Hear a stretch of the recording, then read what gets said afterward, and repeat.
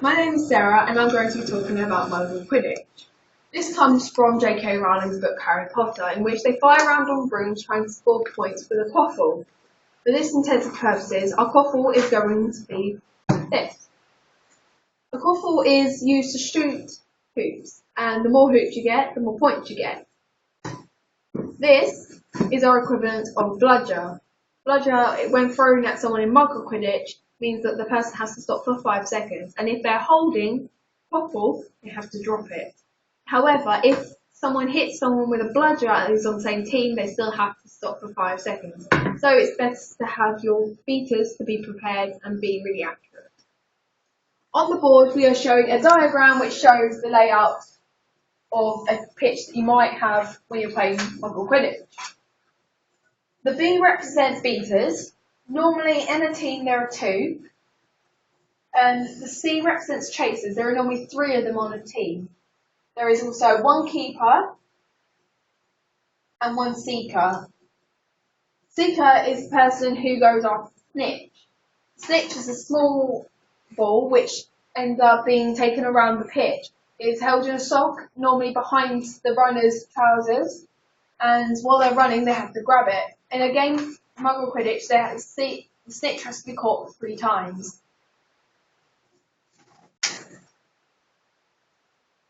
There are certain penalties when playing Muggle Quidditch, as there are certain rules that you don't want to break, such as when you have got the quaffle, if a chaser captures a quaffle, they are not allowed to take any more than 3 steps. If they take 4, then that is a penalty, and they must put the ball down and give it to the opposite team.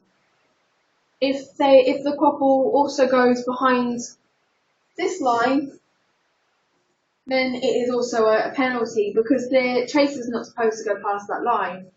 The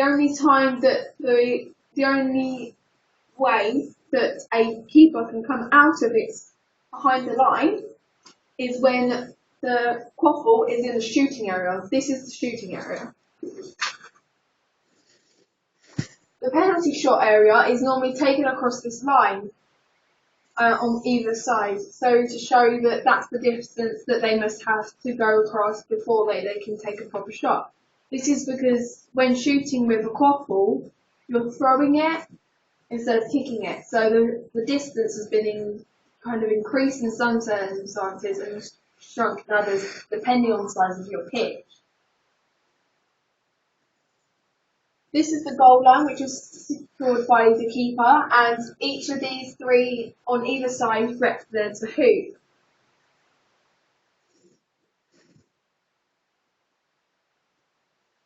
If a non-beater accidentally touches a quaffle, then sorry, that was wrong. If a non-beater touches a bludger, then they have a 5-second penalty.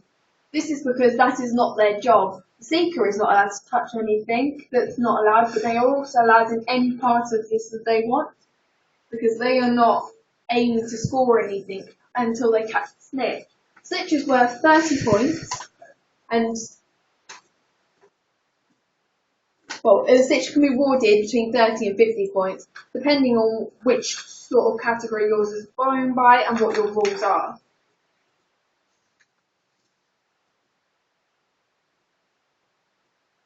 Okay,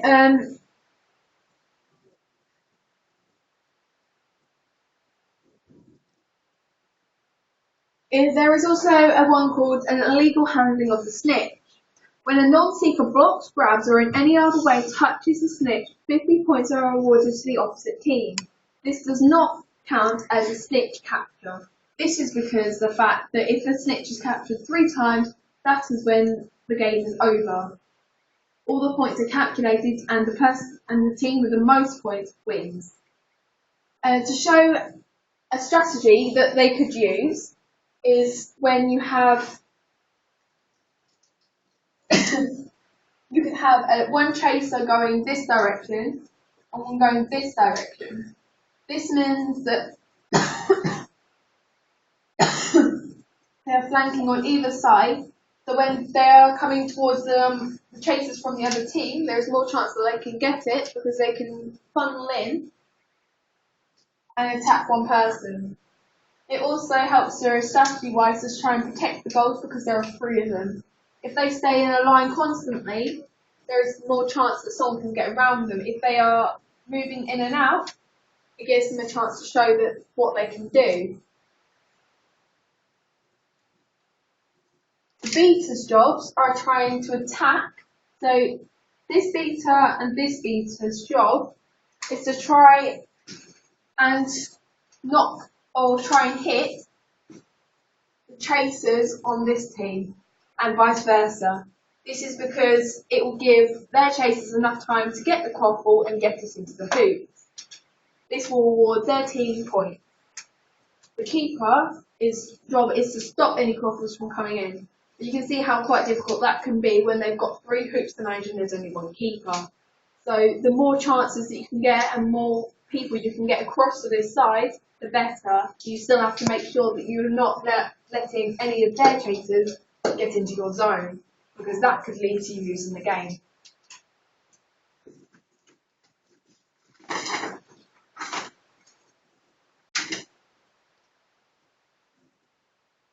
Okay, the skills that are required for this game are normally catching and throwing.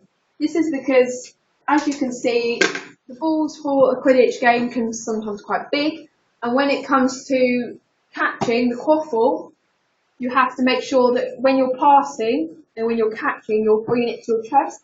This will prevent you from dropping the ball. So the best way to pass is a chest-to-chest pass. And so that means that you're straight ahead to someone and that it's going straight ahead, unless you've got someone who's coming at you and there is no chance to do that. The next form that they could do to pass it properly would be a bounce pass. This is when you're bouncing at someone's feet, so you bounce it diagonally to try and get to someone. That is a bounce pass, and they're used when they're needed because they're the way for them to get to someone. The bludger requires the beaters to be able to hit accurately because of the fact that they don't want to hit their opposite team, or they don't want to hit their own team, or they don't want to hit the seeker from the opposite team, because they can, but it's not really anything that will help unless the seeker from the opposite team is close to getting the snitch, at which point they want to get their points for their team, so it would be a good opportunity.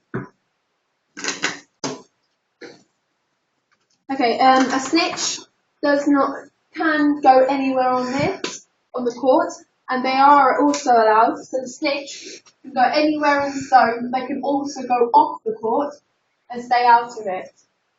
That's the runner that's running around with the snitch. And when they do that, obviously the seekers can't do anything, but they can stay around the area that they see the snitch in.